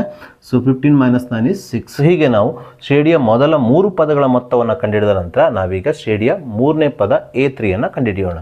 ಶ್ರೇಣಿಯ ಮೂರನೇ ಪದವನ್ನು ನಾವು ಕಂಡುಹಿಡಿಬೇಕಾದ್ರೆ ಶ್ರೇಣಿಯ ಮೊದಲ 3 ಪದಗಳ ಮೊತ್ತದಲ್ಲಿ ಶ್ರೇಣಿಯ ಮೊದಲ 2 ಪದಗಳ ಮೊತ್ತವನ್ನು ಕಳೆಯಬೇಕಾಗ್ತದೆ. ಹಾಗಾಗಿ ಶ್ರೇಣಿಯ ಮೊದಲ 3 ಪದಗಳ ಮೊತ್ತ ಏನಾಗಿದೆ 6 ಬಂದಿದೆ. ಮೈನಸ್ ಶ್ರೇಣಿಯ ಮೊದಲ 2 ಪದಗಳ ಮೊತ್ತ ಎಷ್ಟು ಬಂದಿದೆ 6 ಬಂದಿರೋದ್ರಿಂದ ಇಲ್ಲಿ S2 ಸ್ಥಾನದಲ್ಲಿ 6ಅನ್ನು ಆದೇಶಿಸಿಕೊಂಡಾಗ S3 ಮೈನಸ್ S2 ಏನಾಗ್ತದೆ 6 ಮೈನಸ್ 6 ಆಗುತ್ತದೆ. 6 ಮೈನಸ್ 6 0 ಆಗುವುದರಿಂದ ಇಲ್ಲಿ ಶ್ರೇಣಿಯ ಮೂರನೇ ಪದ ಏನಾಗ್ತದೆ ಅಂದರೆ 0 ಆಗುತ್ತದೆ. ಸೊ ಇದೇ ರೀತಿ ನಾವೀಗ ಶ್ರೇಣಿಯ ನಾಲ್ಕನೇ ಪದ A4ಅನ್ನು ಕಂಡುಹಿಡಿಬೇಕಾದ್ರೆ ಶ್ರೇಣಿಯ ಮೊದಲ 4 ಪದಗಳ ಮೊತ್ತದಲ್ಲಿ ಶ್ರೇಣಿಯ ಮೊದಲ 3 ಪದಗಳ ಮೊತ್ತವನ್ನು ಕಳೆದುಕೊಳ್ಬೇಕಾಗ್ತದೆ. ಅಂದರೆ S4 ಮೈನಸ್ S3 ಕಂಡುಹಿಡಿಬೇಕಾಗ್ತದೆ. ಹಾಗಾಗಿ ನಾನಿಲ್ಲಿ ಶ್ರೇಣಿಯ ಮೊದಲ 4 ಪದಗಳ ಮೊತ್ತವನ್ನು ಕಂಡುಹಿಡಿಕೊಳ್ತಾ ಇದ್ದೇನೆ. ಹಾಗಾಗಿ ನಾನಿಲ್ಲಿ ಈ ಸೂತ್ರದಲ್ಲಿ ಎನ್ ಸ್ಥಾನದಲ್ಲಿ 4ಅನ್ನು ಬರೆದುಕೊಂಡಿದ್ದೇನೆ. = 5 ಗುಣಿಸು ಎನ್ ಸ್ಥಾನದಲ್ಲಿ 4ಅನ್ನು ಬರೆದುಕೊಳ್ಳೋಣ. ಮೈನಸ್ ಎನ್ ಸ್ಥಾನದಲ್ಲಿ 4ಅನ್ನು ಬರೆದುಕೊಂಡಾಗ ಎನ್ ಸ್ಕ್ವೇರ್ ಏನಾಗ್ತದೆ 4 ಸ್ಕ್ವೇರ್ ಆಗುತ್ತದೆ. 5 ಇಂಟು 4 is 20. 4 ಸ್ಕ್ವೇರ್ 4 ಇಂಟು 4 16 ಆಗ್ತದೆ. 20 ಮೈನಸ್ 16 4 ಆಗುತ್ತದೆ. ಸೊ ನಾವೀಗ ಇದರ ಸಹಾಯದಿಂದ ಶ್ರೇಣಿಯ 4ನೇ ಪದ A4ಅನ್ನು ಕಂಡುಹಿಡಿಯೋಣ. ಈಗಾಗಲೇ ನಿಮಗೆ ಹೇಳಿದ ಹಾಗೆ A4 ಶ್ರೇಣಿಯ 4ನೇ ಪದವನ್ನು ಕಂಡುಹಿಡಿಬೇಕಾದ್ರೆ ನಾವು ಶ್ರೇಣಿಯ ಮೊದಲ 4 ಪದಗಳ ಮೊತ್ತದಲ್ಲಿ ಶ್ರೇಣಿಯ ಮೊದಲ 3 ಪದಗಳ ಮೊತ್ತವನ್ನು ಕಳೆಯಬೇಕಾಗ್ತದೆ. ಹಾಗಾಗಿ ನಾನಿಲ್ಲಿ A4 = S4 ಮೈನಸ್ S3 ಅಂತ ಬರೆದುಕೊಂಡಿದ್ದೇನೆ. S4 ಎಷ್ಟಿದೆ 4 ಇದೆ. ಮೈನಸ್ S3 ಎಷ್ಟಿದೆ 6 ಇದೆ. 4 ಮೈನಸ್ 6 ಅಂದರೆ -2 ಆಗುತ್ತದೆ. ಆದ್ದರಿಂದ ಇಲ್ಲಿ ಸಮಾಂತರ ಶ್ರೇಣಿಯ ಪದಗಳು A ಮೊದಲನೇ ಪದ 4, A2 ಎರಡನೇ ಪದ 2, ಮೂರನೇ ಪದ A3 0, ನಾಲ್ಕನೇ ಪದ A4 -2 ಈ ರೀತಿ ಮುಂದುವರಿತಾನೆ ಹೋಗ್ತದೆ. ಸೊ ಹೀಗೆ ನಾವು ಶ್ರೇಣಿಯ ಮೊದಲ n ಪದಗಳ ಮೊತ್ತ Sn = 5n - n ವರ್ಗ ಇದರ ಸಹಾಯದಿಂದ ಇತರ ಶ್ರೇಣಿಯ ಪದಗಳನ್ನು ಬರೆದುಕೊಂಡ ನಂತರ ನಾವೀಗ ಪ್ರಶ್ನೆಯಲ್ಲಿ ಕೇಳಿರುವ ಶ್ರೇಣಿಯ 21ನೇ ಪದವನ್ನು ಕಂಡುಹಿಡಿಯೋಣ. ಶ್ರೇಣಿಯ 21ನೇ ಪದವನ್ನು ಕಂಡುಹಿಡಿಬೇಕಾದ್ರೆ ನಾವು ಬಳಸಬೇಕಾದ ಸೂತ್ರ A21 = A + 21 - 1 20 D. ಈ ಸೂತ್ರದಲ್ಲಿ ನಾವೀಗ ಎನ ಬೆಲೆ ಶ್ರೇಣಿಯ ಮೊದಲನೇ ಪದ ಎನ ಬೆಲೆ 4ಅನ್ನು ಆದೇಶಿಸಿಕೊಳ್ಬೇಕು. ಪ್ಲಸ್ 20 ಗುಣಿಸು ಈ ಶ್ರೇಣಿಯ ಸಾಮಾನ್ಯ ವ್ಯತ್ಯಾಸ ಎಷ್ಟಾಗ್ತದೆ ಅಂದರೆ ಶ್ರೇಣಿಯ ಮುಂದಿನ ಪದ 2ರಲ್ಲಿ ಹಿಂದಿನ ಪದ 4ಅನ್ನು ಕಳೆದಾಗ ಎಷ್ಟು ಬರ್ತದೆ ಹೇಳ್ರಿ -2 ಬರೋದ್ರಿಂದ ಶ್ರೇಣಿಯ ಸಾಮಾನ್ಯ ವ್ಯತ್ಯಾಸ ಡಿನ ಬೆಲೆ ಎಷ್ಟಾಗ್ತದೆ ಇಲ್ಲಿ -2 ಆಗುತ್ತದೆ. ಸೊ ಮುಂದಿನ ಹಂತದಲ್ಲಿ 4ಅನ್ನು ಇದ್ದಾಗೆ ಬರೆದುಕೊಳ್ಳೋಣ. ಪ್ಲಸ್ ಇಂಟು ಮೈನಸ್ ಮೈನಸ್ 22 40 ಆಗುತ್ತದೆ. ಸೊ 4 - 40 ಅಂದರೆ -36 ಆಗುತ್ತದೆ. ಆದ್ದರಿಂದ ಶ್ರೇಣಿಯ 21ನೇ ಪದವು ಇಲ್ಲಿ -36 ಆಗುತ್ತದೆ. ಹಾಗೆ ಇದೇ ಪ್ರಶ್ನೆಯಲ್ಲಿ ಮುಂದುವರಿದು ಶ್ರೇಣಿಯ ಮೊದಲ 21 ಪದಗಳ ಮೊತ್ತವನ್ನು ಕಂಡುಹಿಡಿಯಲಿಕ್ಕೆ ಹೇಳಿದ್ದಾರೆ. ಇಲ್ಲಿ ನಮಗೆ ಕೊಟ್ಟಿರೋದು ಶ್ರೇಣಿಯ ಮೊದಲ n ಪದಗಳ ಹೊರಗಿನ ಮೊತ್ತ Sn = 5n - n². ಅಂದರೆ ಇದೇ ಸೂತ್ರವನ್ನು ಬಳಸಿಕೊಂಡು ನಾವೀಗ ಶ್ರೇಣಿಯ ಮೊದಲ 21 ಪದಗಳ ಮೊತ್ತವನ್ನು ಕಂಡುಹಿಡಿಯೋಣ. ಶ್ರೇಣಿಯ ಮೊದಲ 21 ಪದಗಳ ಮೊತ್ತವನ್ನು ಕಂಡುಹಿಡಿಯಬೇಕಾದ್ರೆ ನಾವು n ಸ್ಥಾನದಲ್ಲಿ 21ಅನ್ನು ಆದೇಶಿಸಿಕೊಳ್ಬೇಕು. S21 = 5 ಗುಣಿಸು n ಸ್ಥಾನದಲ್ಲಿ 21 ಬರೆದುಕೊಳ್ಬೇಕು. ಮೈನಸ್ ಎನ್ ಸ್ಕ್ವೇರ್ ಅಂದರೆ ಎನ್ ಸ್ಥಾನದಲ್ಲಿ 21 ಬರೆದುಕೊಂಡಾಗ ಎನ್ ಸ್ಕ್ವೇರ್ ಏನಾಗ್ತದೆ 21 ಸ್ಕ್ವೇರ್ ಆಗುತ್ತದೆ. ಸೊ 5 × 21 ಅಂದರೆ 105 ಆಗುತ್ತದೆ. ಮೈನಸ್ 21 ವರ್ಗ 441 ಆಗುತ್ತದೆ. 105 ಮೈನಸ್ 441 ಅಂದರೆ ಮೈನಸ್ 336 ಆಗುತ್ತದೆ. ಆದ್ದರಿಂದ ಪ್ರಶ್ನೆಯಲ್ಲಿ ನಮಗೆ ಕಂಡುಹಿಡಿಯಲಿಕ್ಕೆ ಹೇಳಿರುವ ಕೊಟ್ಟಿರುವ ಶ್ರೇಣಿಯ ಮೊದಲ 21 ಪದಗಳವರೆಗಿನ ಮೊತ್ತ S21 ಎಷ್ಟಾಗ್ತದೆ ಇಲ್ಲಿ ಮೈನಸ್ 336 ಆಗುತ್ತದೆ. ಹಾಗೆ ನಾವೀಗ ಈ ವರ್ಷದ LBA ನೋಟ್ಸ್ ಅಲ್ಲಿ ನೀಡಿರುವ ಮತ್ತೊಂದು 5 ಮಾರ್ಕ್ಸಿನ ಇಂಪಾರ್ಟೆಂಟ್ ಪ್ರಶ್ನೆಯನ್ನು ತೆಗೆದುಕೊಳ್ಳೋಣ. ಪ್ರಶ್ನೆ ಈ ರೀತಿಯಾಗಿದೆ.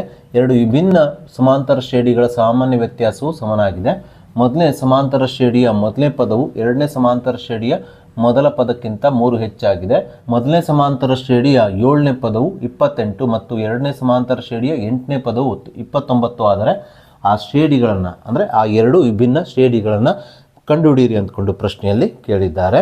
ಸೊ ಮೊದಲಿಗೆ ನಾವು ಪ್ರಶ್ನೆಯಲ್ಲಿ ನೀಡಿರುವ ದತ್ತಾಂಶವನ್ನು ಒಂದೊಂದಾಗಿ ಬರ್ಕೊಳ್ತಾ ಹೋಗೋಣ. ಪ್ರಶ್ನೆಯಲ್ಲಿ ನಮಗೆ ಎರಡು ಬೇರೆ ಬೇರೆ ಸಮಾಂತರ ಶ್ರೇಣಿಗಳನ್ನು ಕೊಟ್ಟಿದ್ದಾರೆ. ಆ ಎರಡು ಬೇರೆ ಬೇರೆ ಸಮಾಂತರ ಶ್ರೇಣಿಗಳ ಸಾಮಾನ್ಯ ವ್ಯತ್ಯಾಸ ಏನಾಗಿದೆ ಒಂದೇ ಆಗಿದೆ ಅಥವಾ ಸಮನಾಗಿದೆ ಅಂತ ಕೊಟ್ಟಿರೋದ್ರಿಂದ ನಾವಿಲ್ಲಿ ಒಂದನೇ ಸಮಾಂತರ ಶ್ರೇಣಿಯ ಸಾಮಾನ್ಯ ವ್ಯತ್ಯಾಸ ಇಸ್ ಈಕ್ವಲ್ ಟು ಎರಡನೇ ಸಮಾಂತರ ಶ್ರೇಣಿಯ ಸಾಮಾನ್ಯ ವ್ಯತ್ಯಾಸ ಇಸ್ ಈಕ್ವಲ್ ಟು ಡಿ ಅಂತ ಬರೆದುಕೊಳ್ಳೋಣ. ಹಾಗೆ ಪ್ರಶ್ನೆಯಲ್ಲಿ ನಮಗೆ ಈ ಎರಡು ಸಮಾಂತರ ಶ್ರೇಣಿಗಳ ಮೊದಲನೇ ಪದ ಸಮನಾಗಿದೆ ಅಂತ ನೀಡಿಲ್ಲ. ಹಾಗಾಗಿ ನಾವು ಮೊದಲನೇ ಸಮಾಂತರ ಶ್ರೇಣಿಯ ಮೊದಲ ಪದವನ್ನು ಎ ಆಗಿ ತೆಗೆದುಕೊಂಡ್ರೆ ಎರಡನೇ ಸಮಾಂತರ ಶ್ರೇಣಿಯ ಮೊದಲನೇ ಪದವನ್ನು ಬಿ ಆಗಿರಲಿ ಎಂದು ತೆಗೆದುಕೊಳ್ಳೋಣ. ಮುಂದುವರೆದ ಪ್ರಶ್ನೆಯಲ್ಲಿ ಮೊದಲನೇ ಸಮಾಂತರ ಶ್ರೇಣಿಯ ಮೊದಲನೇ ಪದವು ಎರಡನೇ ಸಮಾಂತರ ಶ್ರೇಣಿಯ ಮೊದಲ ಪದಕ್ಕಿಂತ 3 ಹೆಚ್ಚಾಗಿದೆ ಅಂತ ಕೊಟ್ಟಿದ್ದಾರೆ. ನಾವೀಗ ಈ ಹೇಳಿಕೆಯನ್ನು ಬಳಸಿಕೊಂಡು ಒಂದು ಸಮೀಕರಣವನ್ನು ಮಾಡಿಕೊಳ್ಬೇಕು. ಮೊದಲ ಸಮಾಂತರ ಶ್ರೇಣಿಯ ಮೊದಲನೇ ಪದ ಅಂದರೆ ಯಾವುದು ಎ ಆಗಿದೆ. ಈ ಎಯು ಎರಡನೇ ಸಮಾಂತರ ಶ್ರೇಣಿಯ ಮೊದಲ ಪದ ಅಂದರೆ ಯಾವುದು ಬಿ. ಈ ಬಿಗಿಂತ ಎಷ್ಟು ಹೆಚ್ಚಾಗಿದೆ ಅಂತ ಕೊಟ್ಟಿದ್ದಾರೆ 3 ಹೆಚ್ಚಾಗಿದೆ ಅಂತ ಕೊಟ್ಟಿರೋದ್ರಿಂದ ಈ ಎರಡನೇ ಸಮಾಂತರ ಶ್ರೇಣಿಯ ಮೊದಲನೇ ಪದ ಬಿಗೆ ನಾವು 3ಅನ್ನು ಕೂಡಿಸಿಕೊಳ್ಬೇಕು. ಹೀಗೆ ಕೂಡಿಸಿಕೊಂಡಾಗ ಇದು a is equals to B plus 3 ಆಗುತ್ತದೆ. ಇದನ್ನು ನಾವೀಗ ಸಮೀಕರಣ 1 ತೆಗೆದುಕೊಳ್ಳೋಣ. ಮುಂದುವರೆದ ಪ್ರಶ್ನೆಯಲ್ಲಿ ಮೊದಲನೇ ಸಮಾಂತರ ಶ್ರೇಣಿಯ 7ನೇ ಪದವು 28 ಆಗಿದೆ ಅಂತ ಕೊಟ್ಟಿದ್ದಾರೆ. ಇಲ್ಲಿ ಮೊದಲನೇ ಸಮಾಂತರ ಶ್ರೇಣಿಯ ಮೊದಲನೇ ಪದ ಯಾವುದು ಎ. ಇದರ 7ನೇ ಪದ ಏನಾಗ್ತದೆ ಅಂದರೆ ಎ 7 ಆಗುತ್ತದೆ. ಇದೆಷ್ಟಾಗಿದೆ ಅಂತ ಕೊಟ್ಟಿದ್ದಾರೆ 28 ಆಗಿದೆ ಅಂತ ಕೊಟ್ಟಿರೋದ್ರಿಂದ ನಾವಿಲ್ಲಿ ಎ 7 ಇಸ್ ಈಕ್ವಲ್ ಟು 28 ಅಂತ ಬರೆದುಕೊಳ್ಳೋಣ. ನಾವೀಗ ಮೊದಲನೇ ಸಮಾಂತರ ಶ್ರೇಣಿಯ 7ನೇ ಪದ ಎ 7ಅನ್ನು ಎ ಪ್ಲಸ್ 7 ಮೈನಸ್ 1 6 ಡಿ ಆಗಿ ಬರೆದುಕೊಳ್ಳೋಣ ಇಸ್ ಈಕ್ವಲ್ ಟು 28.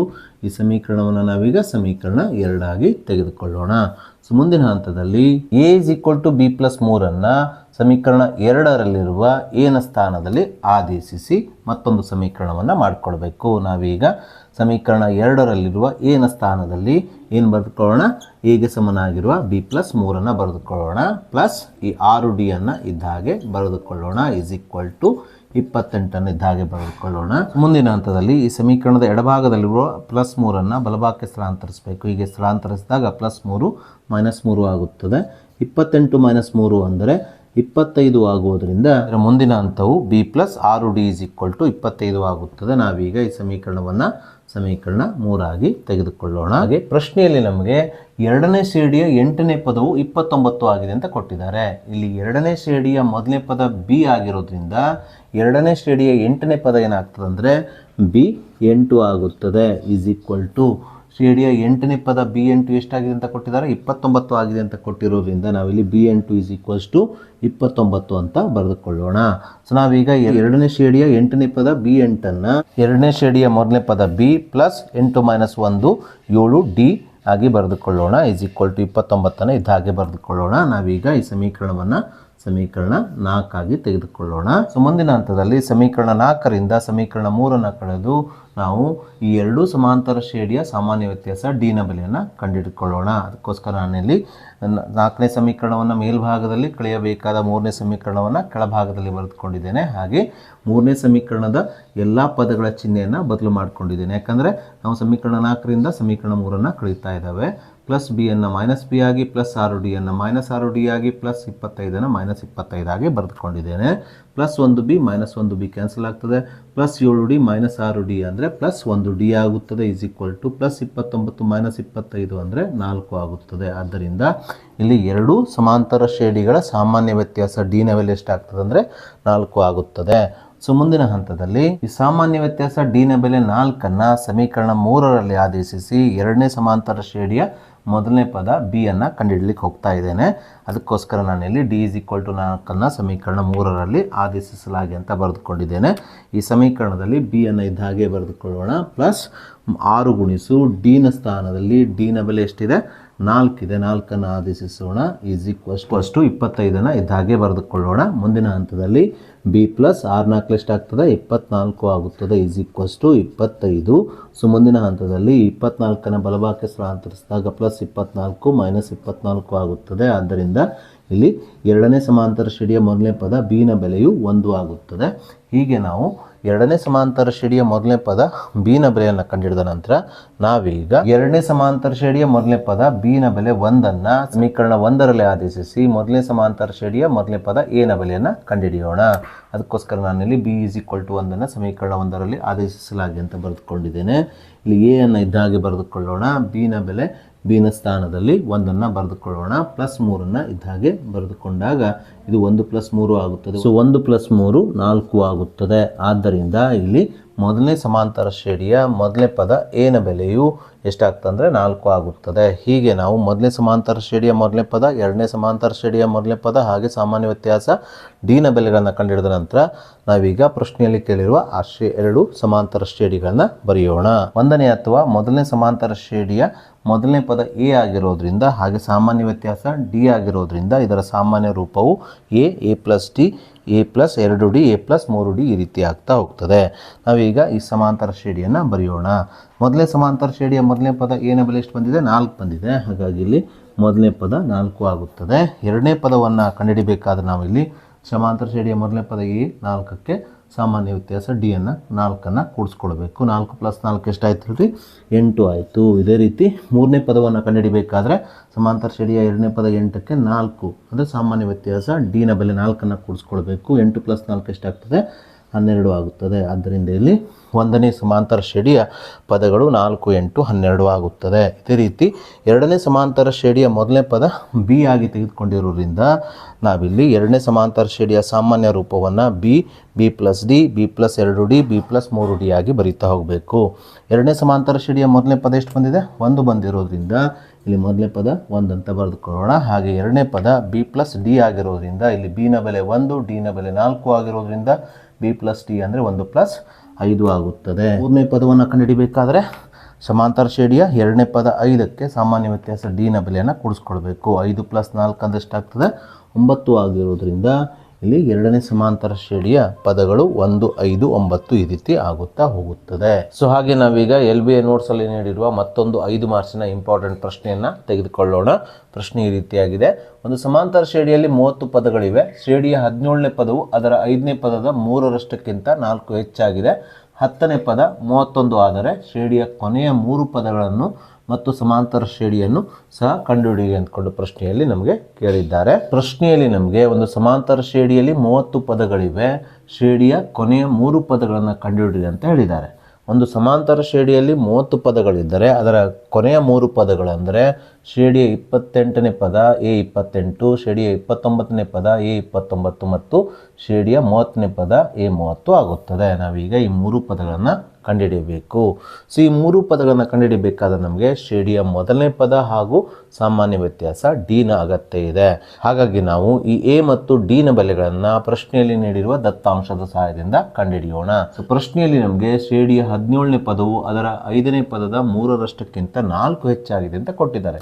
ನಾವೀಗ ಈ ಹೇಳಿಕೆಯನ್ನು ಸಮೀಕರಣ ರೂಪಕ್ಕೆ ಪರಿವರ್ತಿಸಬೇಕು. ಶ್ರೇಣಿಯ 17ನೇ ಪದ ಅಂದರೆ ಎ 17 ಆಗುತ್ತದೆ. ಈ 17ನೇ ಪದವು ಅದರ 5ನೇ ಪದ ಅಂದರೆ ಎ 5ರ 3ರಷ್ಟಕ್ಕಿಂತ, ಇದರ 3ರಷ್ಟು ಅಂದರೆ ಇದಕ್ಕೆ 3ರಿಂದ ಗುಣಿಸ್ಕೊಳ್ಬೇಕು. 3ರಷ್ಟಕ್ಕಿಂತ ಎಷ್ಟು ಹೆಚ್ಚಾಗಿದೆ 4 ಹೆಚ್ಚಾಗಿದೆ ಅಂದರೆ ಇದಕ್ಕೆ ನಾವು 4ಅನ್ನು ಕೂಡಿಸಿಕೊಂಡಾಗ ಈ ಹೇಳಿಕೆಯ ಸಾಂಕೇತಿಕ ರೂಪವು ಶ್ರೇಣಿಯ 17ನೇ ಪದ ಎ 17 = 5ನೇ ಪದದ 3ರಷ್ಟು 3a5 4 ಹೆಚ್ಚಾಗಿದೆ ಅಂದರೆ +4 ಆಗುತ್ತದೆ. ನಾವೀಗ ಶ್ರೇಣಿಯ 17ನೇ ಪದವನ್ನು ಎ + 17 - 1 16d ಆಗಿ ಬರೆದುಕೊಳ್ಳೋಣ. = 3 × 5ನೇ ಪದವನ್ನು ಎ + 5 - 1 4 ಡಿ ಆಗಿ ಬರೆದುಕೊಳ್ಳೋಣ. +4 ಇದ್ದಾಗೆ ಬರೆದುಕೊಳ್ಳೋಣ.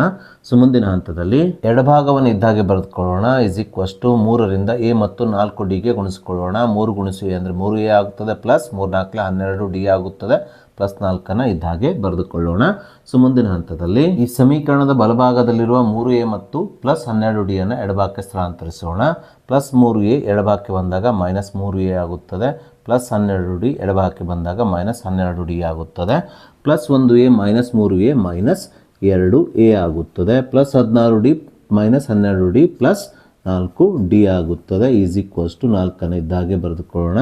ಸೊ ಮುಂದಿನ ಹಂತದಲ್ಲಿ 2ಅನ್ನು ಸಾಮಾನ್ಯ ತೆಗೆಯೋಣ. 2ಅನ್ನು ಸಾಮಾನ್ಯ ತೆಗೆದಾಗ ಮೊದಲನೇ ಪದದಲ್ಲಿ -a ಉಳಿಯುತ್ತದೆ, ಪ್ಲಸ್ ಎರಡನೇ ಪದದಲ್ಲಿ 2 4 ಆಗುವುದರಿಂದ 2d ಉಳಿಯುತ್ತದೆ, = 4 ಇದ್ದಾಗೆ ಬರೆದುಕೊಳ್ಳೋಣ. ನಾವೀಗ 4ಕ್ಕೆ 2ರಿಂದ ಭಾಗಿಸೋಣ. 2 × 1 2, 2 × 4 ಆಗುವುದರಿಂದ ಇದರ ಸಂಕ್ಷಿಪ್ತ ರೂಪವು -a + 2d = 2 ಆಗುತ್ತದೆ. ಈ ಸಮೀಕರಣವನ್ನು ನಾವೀಗ ಸಮೀಕರಣ 1 ಆಗಿ ತೆಗೆದುಕೊಳ್ಳೋಣ. ಹಾಗೆ ಮುಂದುವರೆದ ಪ್ರಶ್ನೆಯಲ್ಲಿ ಶ್ರೇಣಿಯ 10ನೇ ಪದವು 31 ಆಗಿದೆ ಅಂತ ಕೊಟ್ಟಿದ್ದಾರೆ. ಶ್ರೇಣಿಯ 10ನೇ ಪದವನ್ನು ನಾವು a10 ಸಂಕೇತಾಕ್ಷರದಿಂದ ಸೂಚಿಸ್ತೇವೆ. = ಎಷ್ಟು ಕೊಟ್ಟಿದ್ದಾರೆ? 31 ಅಂತ ಕೊಟ್ಟಿರೋದ್ರಿಂದ ಈ 10ನೇ ಪದ a10 = 31 ಅಂತ ಬರೆದುಕೊಳ್ಳೋಣ. ಸೊ ಮುಂದಿನ ಹಂತದಲ್ಲಿ ಶ್ರೇಣಿಯ 10ನೇ ಪದವನ್ನು ನಾವು a + 10 - 1 9d ಆಗಿ ಬರೆದುಕೊಳ್ಳೋಣ. = 31 ಇದ್ದಾಗೆ ಬರೆದುಕೊಳ್ಳೋಣ. ನಾವೀಗ ಈ ಸಮೀಕರಣವನ್ನು ಸಮೀಕರಣ 2 ಆಗಿ ತೆಗೆದುಕೊಳ್ಳೋಣ. ಸೊ ಮುಂದಿನ ಹಂತದಲ್ಲಿ ಸಮೀಕರಣ 1 ಮತ್ತು ಸಮೀಕರಣ 2ಅನ್ನು ಕೂಡಿಸಿಕೊಂಡು ಸಾಮಾನ್ಯ ವ್ಯತ್ಯಾಸ d ನ ಬೆಲೆಯನ್ನು ಕಂಡುಹಿಡಿಯೋಣ. ಅದಕ್ಕೋಸ್ಕರ ಸಮೀಕರಣ 1ಅನ್ನು ಇಲ್ಲಿ, ಸಮೀಕರಣ 2ಅನ್ನು ನಾನಿಲ್ಲಿ ಒಂದರ ಕೆಳಗೆ ಒಂದು ಬರೆದುಕೊಂಡಿದ್ದೇನೆ. ಸೊ -a + a ಕ್ಯಾನ್ಸಲ್ ಆಗುತ್ತದೆ, 2d + 9d ಅಂದರೆ 11d ಆಗುತ್ತದೆ, = 31 + 2 ಅಂದರೆ 33 ಆಗುತ್ತದೆ. 11 × 11 11 × 33 ಆಗುವುದರಿಂದ ಇಲ್ಲಿ ಸಾಮಾನ್ಯ ವ್ಯತ್ಯಾಸ d ನ ಬೆಲೆಯು 3 ಆಗುತ್ತದೆ. ಸೊ ನಾವೀಗ ಈ d ನ ಬೆಲೆ 3ಅನ್ನು ಸಮೀಕರಣ 2ರಲ್ಲಿ ಆದೇಶಿಸಿ ಸಮಾಂತರ ಶ್ರೇಣಿಯ ಮೊದಲನೇ ಪದ a ನ ಬೆಲೆಯನ್ನು ಕಂಡುಹಿಡಿಯೋಣ. ನಾವೀಗ ಈ d ನ ಬೆಲೆ 3ಅನ್ನು ಸಮೀಕರಣ 2ರಲ್ಲಿ ಆದೇಶಿಸೋಣ. a ಅನ್ನು ಇದ್ದಾಗೆ ಬರೆದುಕೊಳ್ಳೋಣ, ಪ್ಲಸ್ 9 ಇದ್ದಾಗೆ ಬರೆದುಕೊಳ್ಳೋಣ, ಗುಣಿಸು d ನ ಸ್ಥಾನದಲ್ಲಿ d ನ ಬೆಲೆ 3ಅನ್ನು ಬರೆದುಕೊಳ್ಳೋಣ, = ಬಲಭಾಗದಲ್ಲಿ ಎಷ್ಟಿದೆ 31 ಇದ್ದಾಗೆ ಬರೆದುಕೊಳ್ಳೋಣ. ಮುಂದಿನ ಹಂತದಲ್ಲಿ a + 9 × 27 ಆಗುತ್ತದೆ, = 31. a = 27 ಬಲಭಾಗಕ್ಕೆ ಸ್ಥಳಾಂತರಿಸಿದಾಗ +27 -27 ಆಗುತ್ತದೆ. ಆದ್ದರಿಂದ ಇಲ್ಲಿ a ನ ಬೆಲೆಯು 31 - 27 ಅಂದರೆ 4 ಆಗುತ್ತದೆ. ಹೀಗೆ ನಾವು ಸಮಾಂತರ ಶ್ರೇಣಿಯ ಮೊದಲನೇ ಪದ a ನ ಬೆಲೆ ಹಾಗೂ ಸಾಮಾನ್ಯ ವ್ಯತ್ಯಾಸ d ನ ಬೆಲೆಯನ್ನು ಕಂಡುಹಿಡಿದ ನಂತರ ನಾವೀಗ ಪ್ರಶ್ನೆಯಲ್ಲಿ ಕೇಳಿರುವ ಸಮಾಂತರ ಶ್ರೇಣಿಯ ಕೊನೆಯ 3 ಪದಗಳು ಅಂದರೆ a28, a29 ಮತ್ತು a30 ಬೆಲೆಯನ್ನು ಕಂಡುಹಿಡಿಯೋಣ. ಶ್ರೇಣಿಯ 28ನೇ ಪದವನ್ನು ನಾವು a + 28 - 1 27d ಆಗಿ ಬರೆದುಕೊಳ್ಳೋಣ. ಸೊ ಈ ಸೂತ್ರದಲ್ಲಿ ನಾವೀಗ ಶ್ರೇಣಿಯ ಮೊದಲನೇ ಪದ a ನ ಬೆಲೆ 4 + 27 × d ನ ಬೆಲೆ 3ಅನ್ನು ಆದೇಶಿಸಬೇಕು. ಸೊ 4 × 27 × 3 ಅಂದರೆ 81 ಆಗುತ್ತದೆ, 4 + 81 85 ಆಗುತ್ತದೆ. ಆದ್ದರಿಂದ ಇಲ್ಲಿ ಶ್ರೇಣಿಯ 28ನೇ ಪದ 85 ಆಗುತ್ತದೆ. ಶ್ರೇಣಿಯ 29ನೇ ಪದವನ್ನು ಕಂಡುಹಿಡಿಯಬೇಕಾದ್ರೆ ನಾವು a + 28d ಅಂತ ಬರೆಯುವ ಅಗತ್ಯ ಇಲ್ಲ. ಬದಲಿಗೆ ಇದರ ಹಿಂದಿನ ಪದ ಅಂದರೆ 28ನೇ ಪದಕ್ಕೆ 85ಕ್ಕೆ ಸಾಮಾನ್ಯ ವ್ಯತ್ಯಾಸ d ಅನ್ನು ಕೂಡಿಸ್ಕೊಂಡ್ರೆ ನಮಗೆ ಶ್ರೇಣಿಯ 29ನೇ ಪದ ಅಂದರೆ ಇದರ ಮುಂದಿನ ಪದ ಸಿಗುತ್ತದೆ. ಶ್ರೇಣಿಯ 28ನೇ ಪದ ಎಷ್ಟಿದೆ? 85 ಇದೆ, ಪ್ಲಸ್ d ನ ಬೆಲೆ ಎಷ್ಟಿದೆ? 3 ಇದೆ. 85 + 3 ಅಂದರೆ 88 ಆಗುತ್ತದೆ. ಅದೇ ರೀತಿ ಶ್ರೇಣಿಯ 30ನೇ ಪದವನ್ನು ಕಂಡುಹಿಡಿಯಬೇಕಾದ್ರೆ ನಾವು ಇದರ ಹಿಂದಿನ ಪದ 29ನೇ ಪದ 88ಕ್ಕೆ d ನ ಬೆಲೆ ಎಷ್ಟು? 3ಅನ್ನು ಕೂಡಿಸ್ಕೊಳ್ಬೇಕು. ಕೂಡಿಸ್ಕೊಂಡಾಗ 88 + 3 ಅಂದರೆ 91 ಆಗುತ್ತದೆ. ಆದ್ದರಿಂದ ಕೊಟ್ಟಂಥ ಶ್ರೇಣಿಯ ಕೊನೆಯ 3 ಪದಗಳು 28ನೇ ಪದ 85, 29ನೇ ಪದ 88, 30ನೇ ಪದ 91 ಆಗುತ್ತದೆ. ಪ್ರಶ್ನೆಯ ಕೊನೆಯಲ್ಲಿ ನಮಗೆ ಸಮಾಂತರ ಶ್ರೇಣಿಯನ್ನು ಸಹ ಕಂಡುಹಿಡಿಯಿರಿ ಅಂತ ಹೇಳಿದ್ದಾರೆ. ಮೊದಲನೇ ಪದ a ನ ಬೆಲೆ 4, ಸಾಮಾನ್ಯ ವ್ಯತ್ಯಾಸ d ನ ಬೆಲೆ 3 ಆಗಿರುವ ಸಮಾಂತರ ಶ್ರೇಣಿಯನ್ನು ನಾವು ಬರೀಬೇಕಾಗ್ತದೆ. ಅದಕ್ಕೋಸ್ಕರ ನಾನು ಸಮಾಂತರ ಶ್ರೇಣಿಯ ಸಾಮಾನ್ಯ ರೂಪವನ್ನು ಬರೆದುಕೊಂಡಿದ್ದೇನೆ. a + d, a + 2d ಈ ರೀತಿಯಾಗಿ ಬರೆದುಕೊಂಡಿದ್ದೇನೆ.